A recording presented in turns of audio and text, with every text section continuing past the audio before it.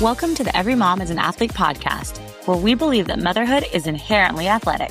I see you lifting car seats, chasing toddlers, and carrying groceries one-handed while holding a baby and a coffee. Your daily life is a workout. I'm Dr. Karlie, pregnancy and postpartum expert, sports chiropractor, strength coach, entrepreneur, and mom of 3. Here you'll find solo episodes and real conversations with other moms and leading experts, so you can live your strongest, healthiest, most aligned life in motherhood. No matter how long it's been since you've had your baby, whether you're reconnecting with your body, rebuilding your strength, or just figuring out what feels good again, you're in the right place. Hello, strong moms. Welcome back to Every Mom is an Athlete. Today I have Dr. May Hughes. Dr. May is a pelvic floor physical therapist, mom of 2 with 1 on the way, and founder of Movement Through Motherhood, a pelvic floor fitness app designed to help women stay strong and confident through every stage of pregnancy, postpartum, and motherhood.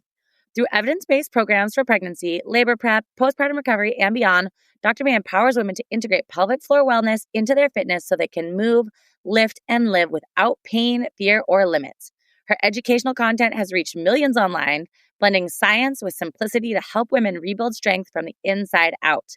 I've been following Dr. May for quite a while now, and I just love her inspirational content. It's so educational. It's so helpful.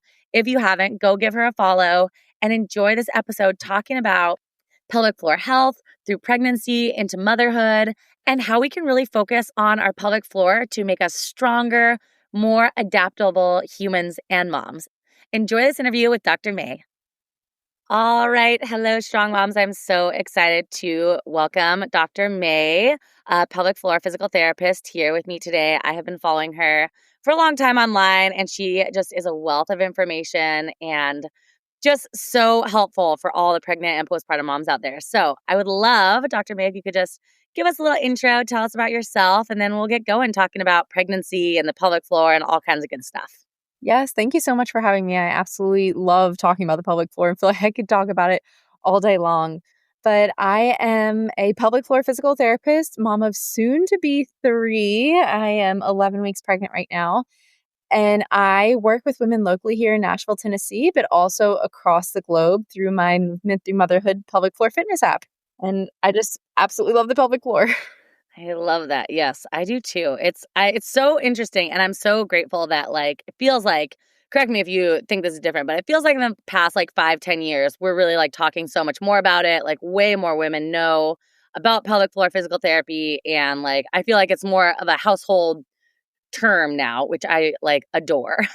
Absolutely. I've never heard the pelvic floor talked about so much in just regular conversation, with my friends or just strangers. I swear, anytime I go to a dinner party and, you casually talk about, oh, what do you do for a living, blah, blah, blah, and I tell them pelvic floor physical therapist, 9.5 times out of 10, I start hearing about what's going on with someone's pelvic floor or this or that. And I just love that it's becoming so commonplace to talk about now. It makes me so happy.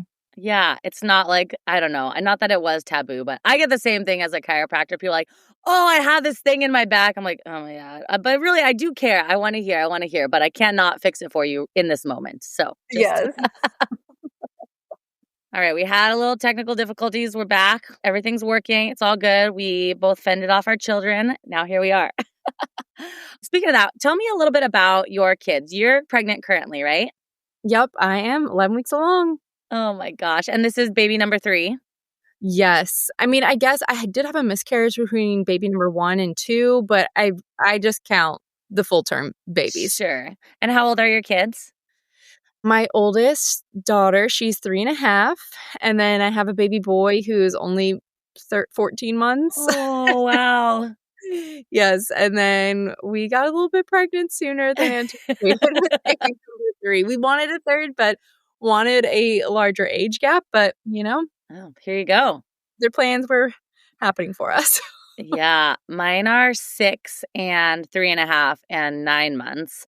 So, and I'm so grateful because we were actually trying to get pregnant with my second son for I think it took 9 months. It actually took 9 months for my second and third to get pregnant. And we were once I had him, I was like, oh my gosh, I'm actually happier. There's a little bit bigger gap now than I thought I wanted because he's just a little more mature, But Yes, it's also, it's nice to just get it out of the way too, you know? I know. Pros and cons with either of them. I've got some friends with larger age gaps and some just like went, 3 under 3, boom, boom, boom. And it's like those people are done with it sooner. But, either way, it all works out in the end. Totally. It's either hard on one side or hard on the other. Who knows, right? Right. Okay, let's get back to pelvic floor stuff. So you are early on in your pregnancy now. So this is perfect to kind of talk about it because obviously you have so much knowledge, but you're also like going through it again. So let's talk a little bit about in pregnancy, what women should look for with pelvic floor stuff. Like when should they start paying attention to things? What should they be paying attention to? Just give me a little rundown on that. Honestly, in a perfect world, every woman would be aware of her pelvic floor even before trying to conceive because pelvic health is important for every stage of life, not just pregnancy, but pregnancy and postpartum tend to be when people start to notice issues the most. So, in a perfect world, she's already aware about her pelvic floor, but if not, and you become pregnant, I typically recommend starting to work with a pelvic floor physical therapist in the first trimester, at least one appointment per trimester, simply to gain awareness of what your pelvic floor is. Like, what does it feel like to properly contract and engage your pelvic floor, to properly diaphragmatically breathe, have someone internally assess, do you have any tension in your muscles that can impact labor down the road? Are you weak in any of your glute or your hip or core muscles that might impact how quickly you experience pain or how easily you recover postpartum? The more that you can do during pregnancy, typically, I don't want to say the easier your postpartum recovery is, but you do have that knowledge and ideally that strength that will help make it a little bit smoother of a recovery postpartum. Yeah. Yes, I love that. I feel like it's a little misconception that, you don't start working with the pelvic floor until after the baby comes. But yeah, I always recommend my patients, especially, I don't know about where you are in Nashville, but here in Seattle, it is sometimes really hard to get into a pelvic floor physical therapist. So I always want my patients to like get that relationship established, like have someone they're comfortable with. And then, you can kind of go through your pregnancy and like figure out what you're going to need as you progress into that postpartum phase. Exactly. And it's kind of like that all over the country here Yeah. in the US, at least, that getting to see a pelvic floor physical therapist, there can be wait lists for forever because it's just not a huge specialty yet. But that's part of also why I developed my online programs because women were having to wait like 6 to 7 months. And they're like, well, I'm already at the end of my pregnancy. Yeah. Like, I wanted to learn about this earlier. So that's really why I created so many of my online programs. But yeah, the wait lists are insane. Yeah, it's crazy. Yeah, I really appreciate your online stuff. The same thing happened for me. It was actually during COVID that like all of a sudden it was like, oh, women aren't going in to people like you and me to get the help that they need, especially, during pregnancy and postpartum, your immune system and all that stuff, right? So one of my girlfriends was like, you've got to get your postpartum rehab stuff online. I was like, oh yeah, okay. Like, but it is such a great way, like you said, to be able to help women all over the country, all over the world, really. Yeah, so I just really encourage people, check that out. If you don't have anyone near you, that's a great place to start, like with a online option like Dr. May's. I just think it's awesome. Speaking of that, what are some things like, speaking of misconceptions that you hear from women, like what are some things you want them to know about their pelvic floor? Like, and men, right? Like, don't forget, men have pelvic floors too. I always like to mention, I'm sure you do too. Yes. I know I get that question a lot. Like, does this apply to males? I'm like, yes, it 100% does. Obviously, there are different, different nuances of the anatomy. But I think one of the main misconceptions of the pelvic floor is that all you need to do is just strengthen it through Kegels, like pelvic floor contractions. And really, that is like just the tip of the iceberg. First of all, a lot of women don't necessarily need strengthening, especially if they're more high stress and haven't had children yet. A lot of times they're struggling with pelvic floor tension because just life in general is stressful and we tend to clench our glutes, clench our jaw, and that creates a lot of tension in your pelvic floor. So it's not just about strengthening, it's also about getting full mobility and full length and the ability to fully relax your pelvic floor before you go ahead and contract it during an exercise or a cough or a sneeze or something like that. So I think probably that's something that I answer the most is like, oh, so pelvic floor exercise, that's just like, 3 times 20 Kegels at a stoplight, right? And I'm like, no, that is not it. Yeah, I spoke at a conference a couple of weeks ago and someone asked me, couldn't we just recommend Kegels for everyone? Like, wouldn't it just be safe to recommend? And I was like, let me say it this way. If you had like an issue with your bicep and I just had you like flex, flex, flex, flex, flex your bicep and you couldn't ever lengthen it, would that be good for you? And they were like, no. And also I was like flexing my biceps. So I was like, I'm just trying to show you how big my muscles are. But it's kind of similar, right? Like you can't just contract a muscle. You have to be able to lengthen, relax, contract, like do all kinds of motions, right? Same with your pelvic floor, correct? 100%. I feel like everyone in the pelvic floor world, chiropractors, PTs, we all use the bicep because it's such like a visual Yeah. able to see. Because I use that analogy all the time. Like if I held a bicep curl all day long, like I would be exhausted. That wouldn't be like functional for Right. gaining upper body strength. But it's funny that you need that same analogy because it's the exact same one that I'll use. Yeah. Yeah, I think you're right. It's just like an easy one for people to see, right? Everyone knows what like a contracted bicep looks like. So yeah, that was actually going to be my next question, was to talk about Kegels. Like, what would you say? Let's talk about when you recommend them. Like, I know, like you said, you can't just like blanket recommend Kegels, but what are some signs that women might want to start doing Kegels or look for a pelvic floor physical therapist or go down that road? Yeah, there are definitely times where working on pelvic floor strength is necessary. Now, there are exercises beyond Kegels that help to strengthen your pelvic floor even more than a Kegel, but typically I'll recommend them in one of those first early appointments. If I do an internal assessment and find that you know how to lengthen your pelvic floor, but you truly are just lacking the ability to contract and lift your pelvic floor up and in, then that would be a time where I would say, okay, like here are 5 different positions. You're going to be in sitting, or you're going to be in all fours, you're going to be in standing, you're going to be in half kneeling, and you're going to work on taking a big inhale, feeling your pelvic floor lengthen, and then exhale through pursed lips, contract that pelvic floor, lift up and in. And that is what I consider a Kegel, that full inhale lengthen and the full exhale contract. But that's typically something we move on from pretty quickly into incorporating that pelvic floor contraction to more functional exercises like squats, deadlifts, etc. But some signs that someone might need strengthening of their pelvic floor, a lot of times leakage, incontinence. So if someone is coughing or sneezing and they're allowing a little bit of leakage to occur, then that might be a sign of pelvic floor weakness. Of course, all of these symptoms, it's not 100% a guarantee that what you need is pelvic floor strength, because there's always different nuances of like, actually, maybe you need pelvic floor length. But for the most part, pelvic floor contractions in different positions ideally will help someone who's dealing with incontinence. And then prolapse as well. So prolapse is kind of the descent of pelvic organs into the vaginal wall. And so the bulge that you would see at the vaginal opening is the inside of the vaginal wall. It's not the actual organ. And sometimes that can come from lack of pelvic floor strength, from an over lengthening process during vaginal delivery, or from women who maybe lift really heavy weights and bear down a lot using like a stability belt or something. That can potentially contribute to prolapse. So working on that pelvic floor contraction and lift up and in is going to help better support those pelvic organs. So those are probably the most common signs of pelvic floor weakness that I will see. Just a quick pause. If you're feeling like your body doesn't feel like yours anymore after having a baby, if you don't know where to start, or you're tired of guessing what's actually safe postpartum, I've got you.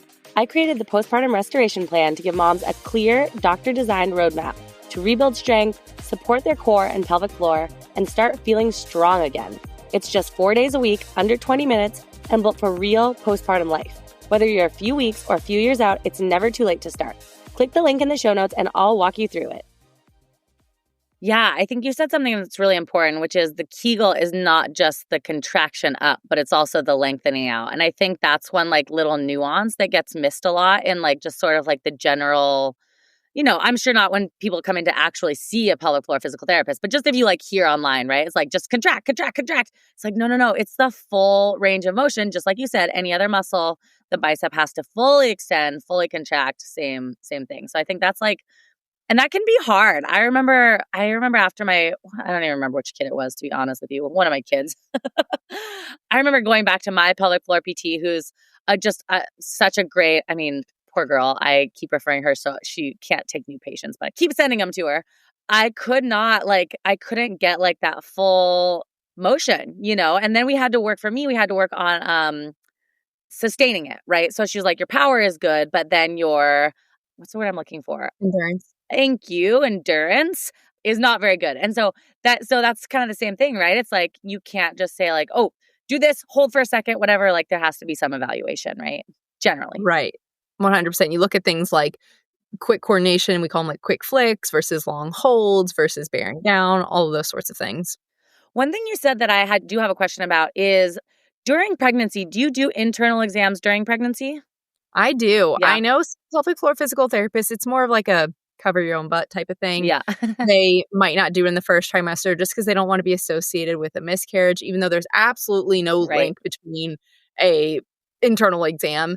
I personally feel very comfortable with it because honestly, I feel like the first trimester is such a good time where you don't have a lot of changes to the pelvic floor yet. So you can get a really good baseline of like, this is where you were before pregnancy. And it's a lot easier to feel a deep core contraction and a pelvic floor contraction relaxation before you have this massive uterus and baby pressing down on your pelvic floor. So I personally do, but I know every pelvic floor PT is going to be a little bit different, but most will and should at least in the second and third trimester. But it really is up to provider preference and comfort level. Yeah, that makes a lot of sense though. You're right. Like although there are a lot of changes hormonally going on in that first trimester, the physical body changes, right, are limited. So you can get a good feel for it. That makes a lot of sense.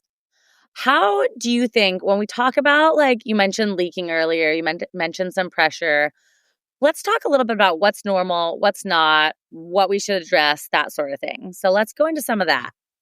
Yeah, a lot of the things that you'll see on the internet is like, oh, I just had a baby, so now I pee my pants. Like, that's just life now.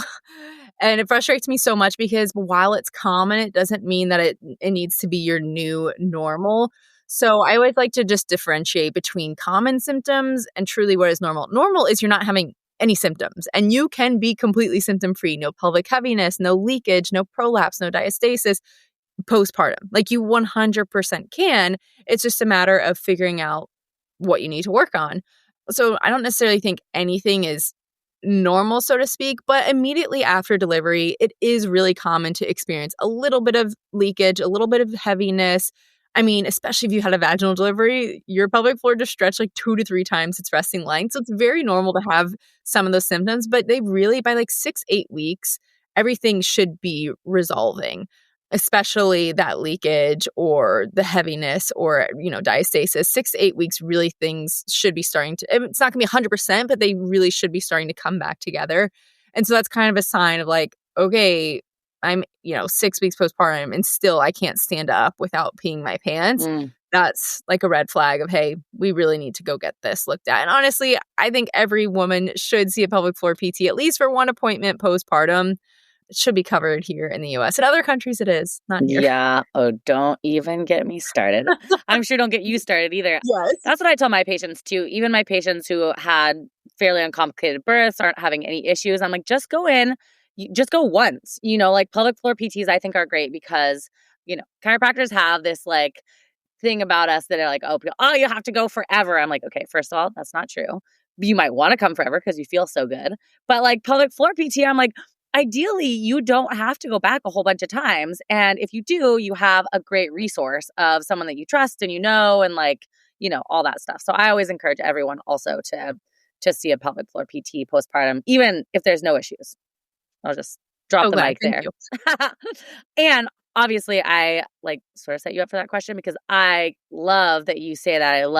I get on this soapbox too, that like just because something is common doesn't mean something is normal, right? Just because it happens to a lot of women does not mean we have to accept it. And like you said, there is so much that we can do. 100%. Yes. Let's talk about some mistakes. I love just kind of talking about things that we can maybe help people avoid doing. So what are some things that you see with like pregnant athletic women? What are some of the mistakes you see them making regarding their training and their pelvic floor support and that sort of thing? When I work with really high level athletes who are using the barbell and really pushing heavy weight, probably the biggest mistake is that they are not willing to modify at least a little bit. They see it as a challenge of like, I can continue hitting new PRs. I can continue doing the exact same thing throughout pregnancy. And there definitely comes a point at which the pressure management is different and you cannot manage the same weight. It doesn't mean you got to go from lifting your back squatting 300 to like 50, but there does need to be a little bit of modification or at least a little bit of deloading that should happen towards the end of pregnancy. And so that's probably one of the biggest things that I see with really high level athletes is just I don't want to say an unwillingness, but feeling like I'm super capable and you totally are, but you can't see what the pelvic floor is undergoing and you can't see what your core is undergoing. It's not super visible to the naked eye. So definitely by the third trimester, starting to like deload a little bit. And then on the flip side, for women who have never strength trained before, I see the complete opposite of not wanting to start strength training because they're unsure of what is safe, what's not safe for the pelvic floor. And so they end up doing nothing, which can also make pregnancy more painful for you and make your postpartum recovery not as fun, not as smooth because muscle has memory. And so if you come into your labor and delivery with some good strength, that will help carry you through postpartum. So kind of like the two ends of the spectrums, I see the biggest mistakes with, I guess, so to speak. Usually the middle ground people are like, oh, I'm doing good already. I'm kind of good with my workouts. Like I'm going to stay with that. But kind of the two opposite ends of the spectrum have a harder time finding that middle ground. Yeah, let's talk more about the women who are maybe not working out very much. Like, let's talk about that because I see the same thing. And I'm always trying to tell people, like, you will feel so much better if you can get, especially some stability around your hips, right? Like, I'm sure you see that in your practice and with working people online. So let's talk a little bit about that. What do you recommend people start with? What are good things they can do for someone who's maybe newly pregnant, not working out, but is like, has heard that they should. And they're like, well, what do I do? Yeah, the first thing I try and always recommend is get up to 150 minutes of walking. Like make 30 minutes of walking part of your everyday routine just to establish exercise and movement in your day-to-day life. And then from there, at least 2 strength training sessions per week is going to help move the needle a little bit. And it doesn't need to be heavy weight, especially if you haven't lifted before. Body weight is totally a fine, great place to start with. And specifically focusing on core stability and, like you said, hip stability and hip strength. So trying to work your hip in all planes of motions. That's flexion, extension, lifting your leg out to the side, lifting it in, internal and external rotation. Because your hips are that ball and socket joint, and they really need stability in 360 degrees to help support the pelvic floor. And so if you could only do, 15 minutes of work, that's what I would focus on at least is core stability and then hip strength and stability, even just body weight to start, especially because if you're not used to lifting a heavy load, lifting just your leg might be a heavy enough load to start to see some change. But as it starts to get easier, that's when you would introduce light dumbbells, trying to progress to, 8 to 12 reps of an exercise. And if you feel like you could do 100 more, then it's probably time to increase the weight. Yeah. Yes, I love that recommendation. That's so good. I just find too that encouraging moms to like break it up through the day if they need, like it doesn't all have to be done at once. Like, do you recommend that with your patients and clients too? Like, get some stuff in the morning, 5 minutes here, 5 minutes there. Like, what do you prefer people do? Or do you like just get it in? Yeah, I don't have a preference. Just get it in however you can. I know there's some research out there and some methods of thinking like you have to hit all 3 sets of an exercise at once to get the biggest benefit. And while, yes, that might be true, for someone who's not worked out before, just doing anything is going to be better than nothing. And that first trimester is so exhausting and daunting that sometimes you only have 5 to 10 minutes of feeling good. And then you got to lay down and take a nausea pill. And then maybe at the end of the night, you've got another 5 to 10 minutes in you. So I'm really a huge fan of trying to just get it in where you can. Obviously, if you have 30 straight minutes to work out, that'll be the best for you mentally and physically. But really break it up however you need to get it in. Yeah. Speaking of that, I meant to ask you this earlier, but how is this is your third birth. How is your first trimester going? You're almost through it. How are you doing this time around? Yeah, this third one has really knocked me on my butt. And I think it's probably because I just have a 3.5-year-old and a 1-year-old to also take care of, that there's no sleeping in, there's no resting throughout the day. Like I can't just do whatever I want and sleep and watch TV or whatnot. And even when I was pregnant with baby number 2, my husband could take my toddler once the workday was over and kind of let me relax. But he can't always take both kids now. Like it's a Yeah. parent job to have 2 kiddos. And so I think that's probably why it's impacted me the most this first trimester is just the fatigue and exhaustion and forgetting to eat and not prioritizing my food has then led to increased nausea. Like, I know I feel better when I eat small meals throughout the day. But sometimes I'm running around with my kids and I forget. And now all of a sudden it hits me like a train, like, oh my gosh, I'm going to throw up right now if I don't get food in me, but nothing sounds good. So what do I eat? Oh my gosh. Yes, I can just remember it. I'm like having a visceral like reaction for you. A little PTSD. Yeah, totally PTSD. Yeah, I think that's, when I was younger, I remember saying like, ugh, I don't trust people who say they forget to eat. And then you like become a mom and you're like, dude, I forget to eat all the time. And then I'm like violently hungry. Yes. Or like, I forget to eat good food. Like, I'll Yeah. just munch on whatever they're munching on. And I'm like, oh, I don't think I've had any like protein all day long because I've been eating animal crackers.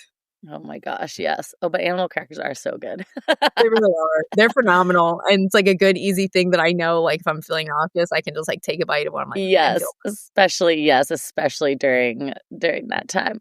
Okay, I want to go back before we get through everything here. I do want to touch on, you talked a little bit about diastasis or diastasis, depending on where you are. Just you say it how you say it. Let's talk a little bit about that during pregnancy into the postpartum phase. This is something I talk about a lot and I love talking about. So I would just love to see, what you do with your pregnant patients, how you talk about that with them, and just like explaining what it is to them and just kind of give me your rundown on it. Of course. Typically, if I see someone in pregnancy, especially in that third trimester, usually they're having a conversation with me about I say diastasis. I don't know. That's just So when do I I. took Yeah. but it doesn't matter which way you say it. But typically by the end of pregnancy, most women have some form of diastasis, which is stretching of the linea alba greater than anywhere from like 2 to 2.5 finger widths, depending on what textbook you read. This is a functional thing that you need in order to grow your baby. Like, the linea alba is a piece of connective tissue between the two halves of your 6-pack abs, 8-pack abs, and you need it to stretch in order to even like breathe and eat and chew food.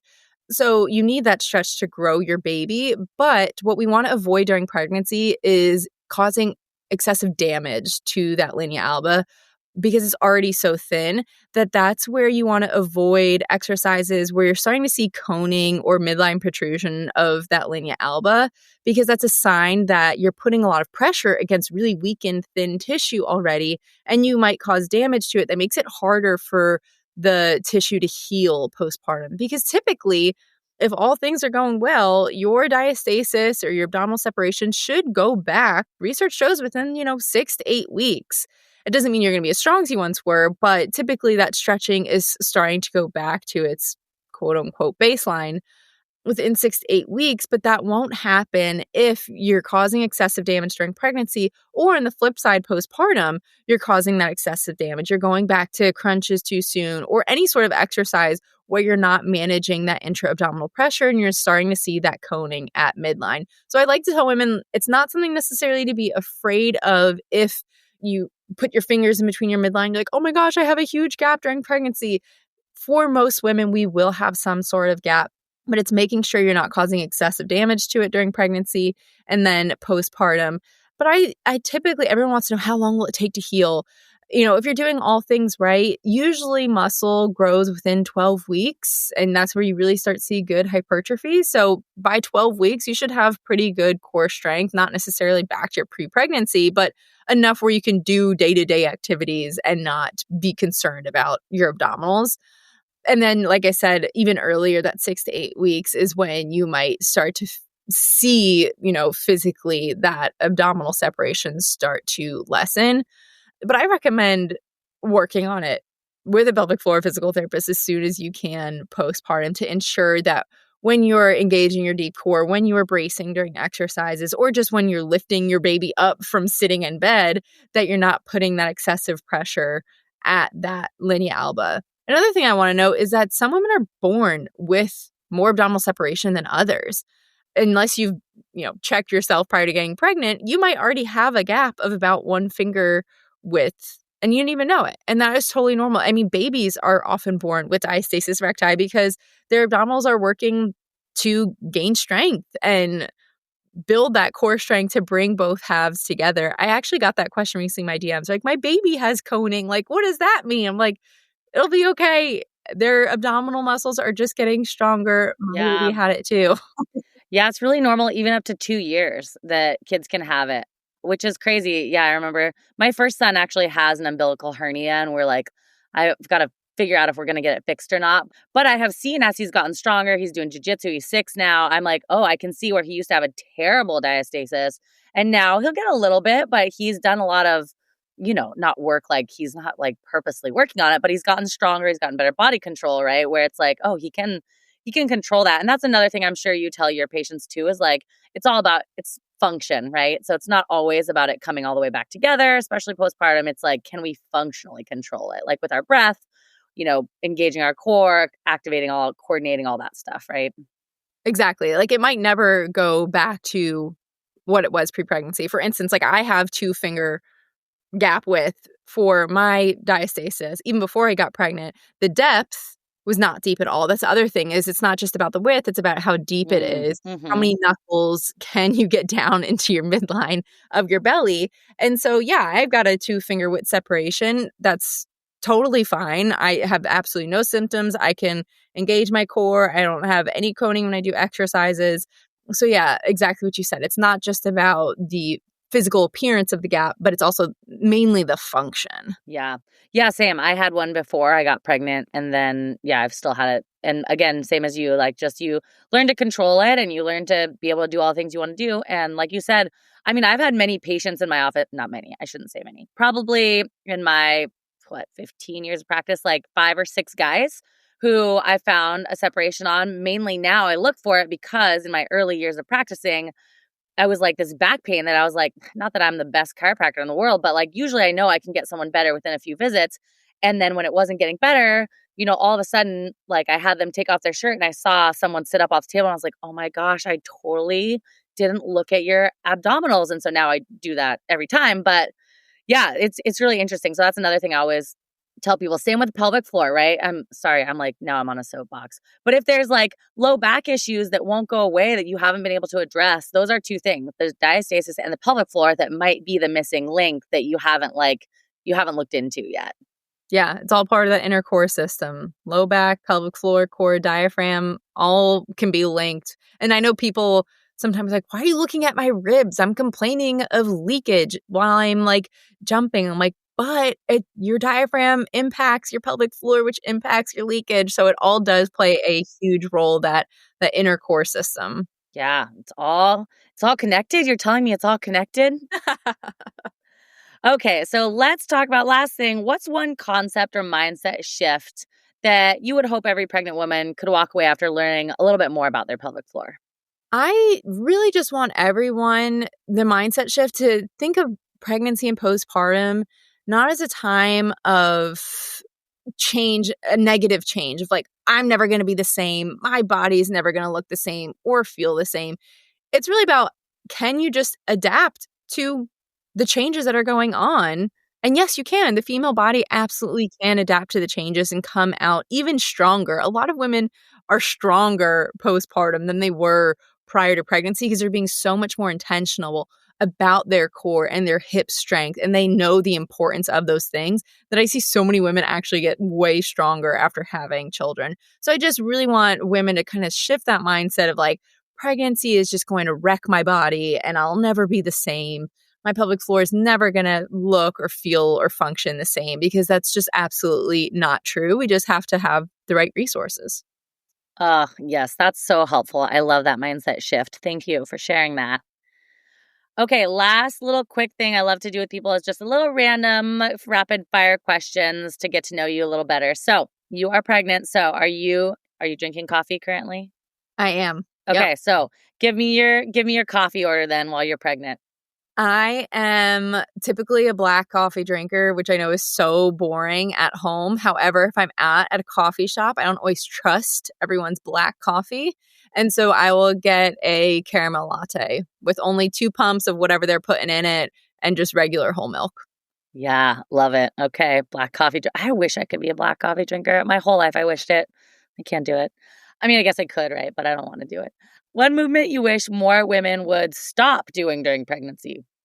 Pull-ups or hangs, any sort of hanging from a bar. I just saw it pop up on my Instagram somewhere of someone at like 36 weeks doing it. And I'm like, I just know it's so intensive on your core to do a pull-up or a hang, any sort of like leg lift from a hanging position. I saw the coning. I was like, just don't look. Just don't look. I know. Ignore it. On, don't say anything.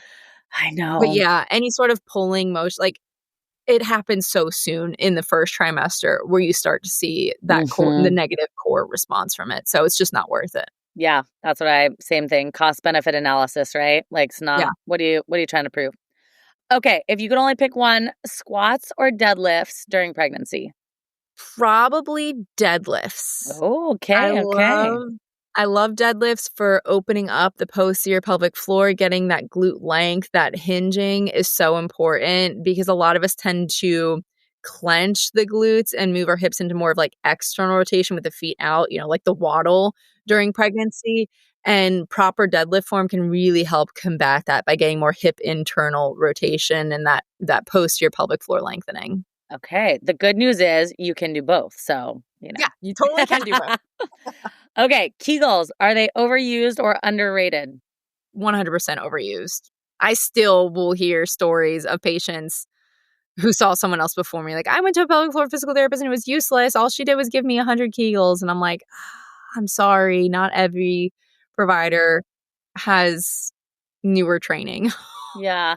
There's bad people in every profession, right? Every profession. Yeah. Yes.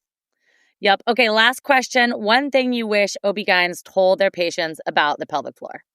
I wish that they told their patients, I mean, there's so many things, but probably that it's not just Kegels. I don't know. That's like, I hear OB-GYNs just say, oh, you don't need to worry about your pelvic floor. Just do a couple, like hundreds of Kegels a day and you'll be totally fine. I just wish they would stop telling them that. I wish they would just say, you know what? There's a whole specialty of women out there or men who will work with you, and they're called pelvic floor physical therapists. And that's kind of the extent that I wish they told them about their pelvic floor. Yeah, because they just don't have the time, right, to go into the depth and breadth of knowledge. Exactly. I was speaking with a midwife at one of my workshops, and she was like, we didn't learn anything that you just told us about the pelvic floor. I'm like, completely understandable. Like, you're trained in how to deliver babies, like not how to rehab the pelvic floor. Yeah. So I understand that. Yeah, I just wish they would stop telling them to do Kegels. Yeah, we didn't learn how to get a baby out, did we? Like, we didn't learn that in school. So maneuvers of how to get a head out. Like, if you got a shoulders dystocia, I don't know what to do. Like, I'm not your girl. Yeah. Oh, awesome. Dr. May, thank you so much. It's been so great to connect with you. And I know this is going to be so helpful. Can you just tell our listeners where they can find you, how they can work with you, all that good stuff? Yeah, all things pelvic floor, pregnancy, postpartum. If you go to drmayhughes.com, drmayhughes.com, that's like my central hub. You can find a free blog, hundreds of blog posts about everything under the sun that we've just talked about.